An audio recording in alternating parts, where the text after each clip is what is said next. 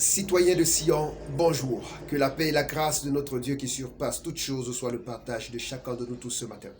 J'ose croire que la journée a très bien commencé ce matin et que nous sommes encore devant notre Dieu aujourd'hui. Et si ceci, c'est pas parce que nous avons mérité, comme j'ai l'habitude de le dire, ce n'est que pleine grâce parce que le Seigneur a voulu que nous soyons là et nous vivons. S'il a voulu que nous soyons encore de ceux du vivant, ce matin, c'est parce qu'il a quelque chose de particulier à faire avec nous. Nous allons partager encore ce matin la parole autour d'un thème qui est tiré de 1 Samuel au chapitre 1, le verset 1 et le verset 28, du 21 au verset 28. Et ceci nous parle simplement, nous raconte l'histoire d'une personne, d'une femme. Cette femme-là qui, véritablement, comme plusieurs parmi nous encore, traverse cette situation difficile.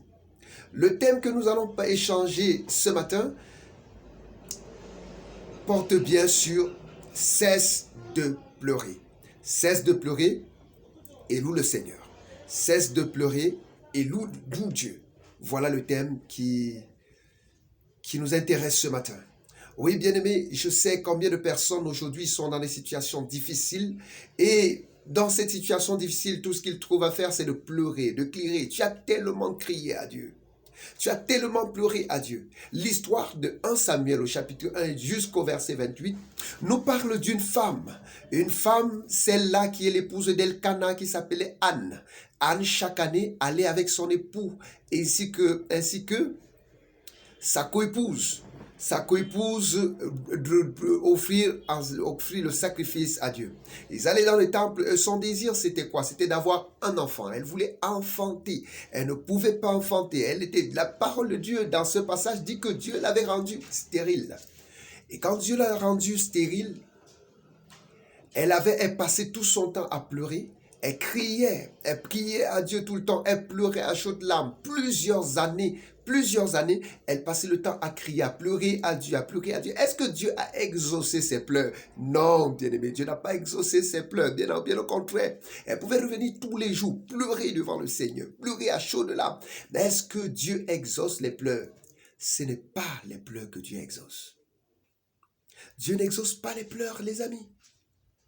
Si Dieu exauçait les pleurs, on peut voir, on ne sait combien de veuves et d'orphelins ici passent tout le temps à pleurer devant le Seigneur.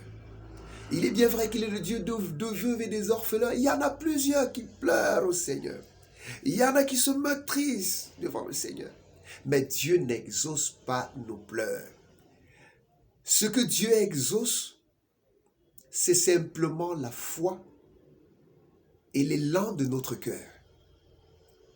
Dieu exauce la foi. Dieu exauce l'élan, l'attitude du cœur. Dieu exauce la manière dont nous présentons des situations devant lui. J'ai l'habitude de dire que Dieu est un bon économiste. Où il n'y a pas sa gloire, il n'est pas. Pourquoi est-ce que tu as besoin de ce que tu es en train de rechercher? Est-ce pour ton propre bonheur et quelle est la part du Seigneur dedans? Anne a pleuré pendant des années. Dieu n'a pas répondu à ses pleurs. Mais Dieu va répondre un jour quand seulement elle va marchander avec Dieu. Elle va dealer avec le Seigneur. Elle va faire affaire avec le Seigneur. Alléluia. Quand elle va comprendre que véritablement ce Dieu, ce n'est pas le Dieu qui exauce des pleurs, mais qui exauce les louanges. Les louanges qu'elle va présenter à Dieu ici, c'est quoi? Elle va présenter son besoin à Dieu et elle va dire, Seigneur, si tu me donnes un garçon, un enfant, un mâle, avec précision, un mâle, je te le reconsacrerai. La lame de rasoir ne passera pas sur ses cheveux et je te le consacrerai. C'est après avoir seulement promis à Dieu la part de Dieu, Dieu va exaucer sa prière. Elle aura véritablement ce que l'objet de sa promesse à Dieu et Dieu va lui donner plusieurs autres enfants encore. Oui, bien-aimé, vous comprenez que ce n'est pas nos pleurs que Dieu exauce. Je ne sais combien de temps tu pleures, tu te morfondes, tu cries devant le Seigneur. Arrête de pleurer maintenant. Mets-toi à la disposition de Dieu et commence à louer Dieu. Commence à chanter la louange, les louanges à Dieu. Commence à chanter des louanges à Dieu. Commence à élever le Seigneur. Malgré la difficulté que je traverse, Seigneur, je te loue. Malgré les situations difficiles qui prévalent dans ma vie, Seigneur, je te loue. Je t'adore, Seigneur, parce que tu es merveilleux. Je sais que c'est difficile maintenant, mais je crois à une chose, c'est que tu me sortiras de cette situation. Seigneur, ce dont j'ai besoin maintenant, si tu me le donnes, voici ta part. Voici ta part. Dieu a besoin de tirer sa gloire dans ce que nous attendons de lui. Beaucoup de personnes viennent au Seigneur simplement dans le but de demander.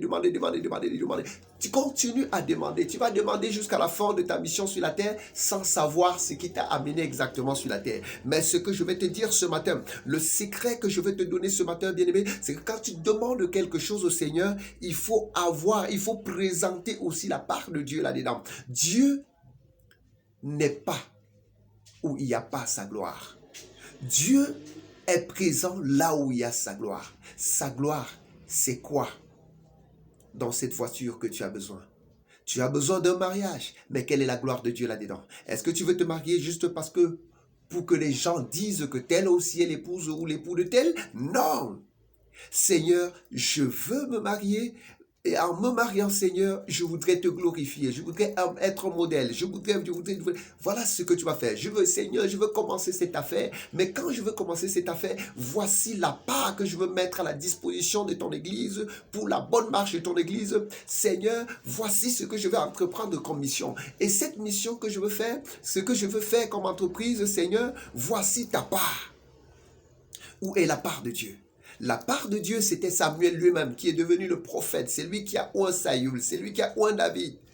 Il est devenu le prophète parce que sa maman avait compris que Dieu n'exauce pas les pleurs. Tu vas pleurer tous les jours, matin et soir, même bien-aimé, jusqu'à te décourager, jusqu'à même abandonner la foi si tu veux. Dieu ne va pas exaucer tes pleurs parce que ce n'est pas tes pleurs qui l'intéressent. Il faut faire affaire avec le Seigneur. Il faut faire affaire avec le Seigneur. Quelle est la part de Dieu là-dedans? Dieu exauce ta foi. Mets ta foi dans le Seigneur. Crois que tu vas recevoir ce que tu attends de Dieu. Oui, bien-aimé, je ne sais depuis combien de temps tu pleures, depuis combien de temps tu souffres au fond de toi-même. Je ne sais combien de fois tu traverses des situations si difficiles. Tu as l'impression que Dieu t'a abandonné.